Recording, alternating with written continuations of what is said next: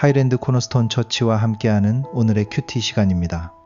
8월 20일 목요일 오늘의 말씀은 레위기 14장 1절부터 9절입니다. 여호와께서 모세에게 말씀하여 이르시되 나병 환자가 정결하게 되는 날의 규례는 이러하니 곧 그 사람을 제사장에게로 데려갈 것이요 제사장은 진영에서 나가 진찰할지니 그 환자에게 있던 나병 환부가 나았으면 제사장은 그 정결함을 받을 자를 위하여 명령하여 살아있는 정결한 새 2마리와 백향목과 홍색실과 우슬초를 가져오게 하고 제사장은 또 명령하여 그 새 하나는 흐르는 물 위 질그릇 안에서 잡게 하고 다른 새는 산채로 가져다가 백향목과 홍색실과 우슬초와 함께 가져다가 흐르는 물 위에서 잡은 새의 피를 찍어 나병에서 정결함을 받을 자에게 7번 뿌려 정하다 하고 그 살아있는 새는 들에 놓을지며 정결함을 받는 자는 그의 옷을 빨고 모든 털을 밀고 물로 몸을 씻을 것이라.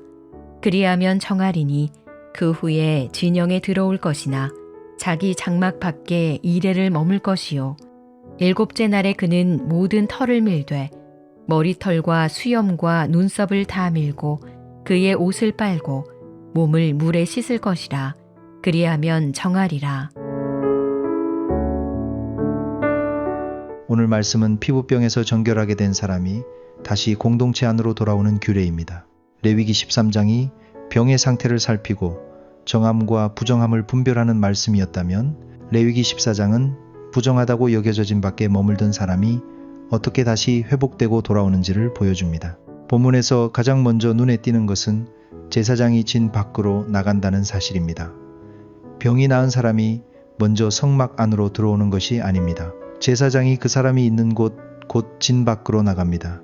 이것은 하나님께서 회복이 필요한 사람을 그냥 멀리 두지 않으신다는 것을 보여줍니다. 부정함 때문에 공동체 밖에 있었던 사람에게도 다시 들어올 길을 열어주십니다. 진 밖에 있다는 것은 단순히 장소의 문제가 아니었습니다. 그것은 하나님께 예배드리는 공동체에서 떨어져 있는 고통이었고 사람들과 함께 살 수 없는 외로움이었습니다. 병으로 인한 아픔도 컸겠지만 공동체 밖에 머물러야 하는 단절의 고통도 컸을 것입니다.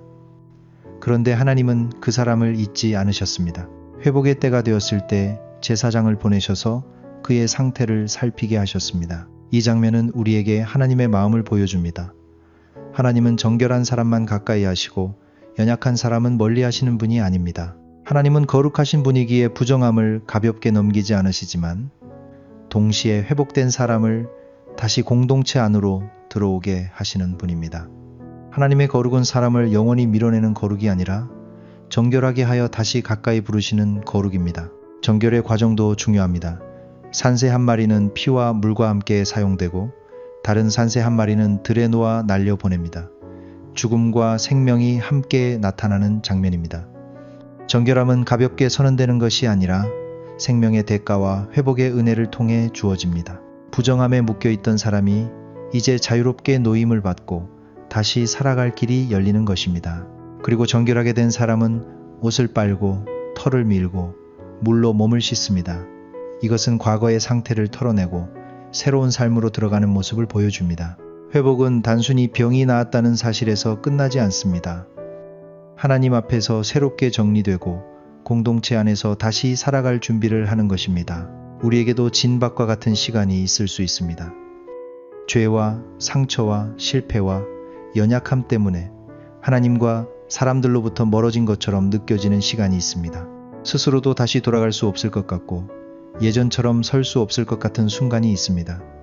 그러나 하나님은 그런 사람을 외면하지 않으십니다. 하나님은 회복의 길을 열어주시고 다시 들어오게 하십니다. 오늘 말씀은 우리에게 묻습니다.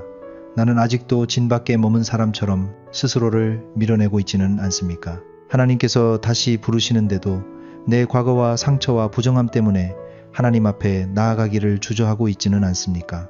하나님께서 정결하게 하시면 다시 돌아올 수 있습니다. 하나님께서 길을 여시면 다시 공동체 안에 설 수 있습니다.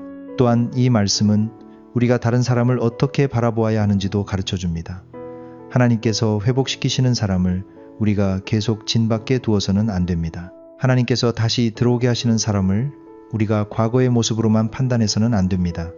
하나님의 공동체는 회복된 사람을 받아들이고 다시 함께 예배하도록 품는 곳이어야 합니다. 오늘은 다시 들어오게 하시는 하나님의 은혜를 붙드는 하루가 되기를 바랍니다. 내 연약함 때문에 숨어있던 자리에서 다시 하나님께 나아가기 원합니다. 그리고 하나님께서 회복시키시는 사람들을 정죄가 아니라 은혜의 눈으로 바라보기 원합니다. 우리 모두가 하나님의 정결하게 하시는 은혜 안에서 다시 예배의 자리, 다시 공동체의 자리, 다시 하나님 앞에 서는 하루가 되기를 바랍니다. 기도하겠습니다. 하나님, 오늘 말씀을 통해 진 밖에 있던 사람을 잊지 않으시고 다시 들어오게 하시는 하나님의 은혜를 보게 하시니 감사합니다. 우리는 자주 우리의 연약함과 상처와 실패 때문에 스스로를 멀리하고 하나님 앞에 나아가기를 주저할 때가 많습니다.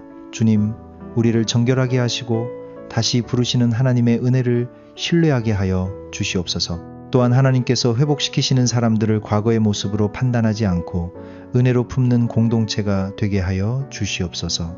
오늘도 우리를 다시 예배의 자리로 부르시는 하나님 앞에 감사함으로 나아가게 하여 주시옵소서. 예수님의 이름으로 기도합니다. 아멘.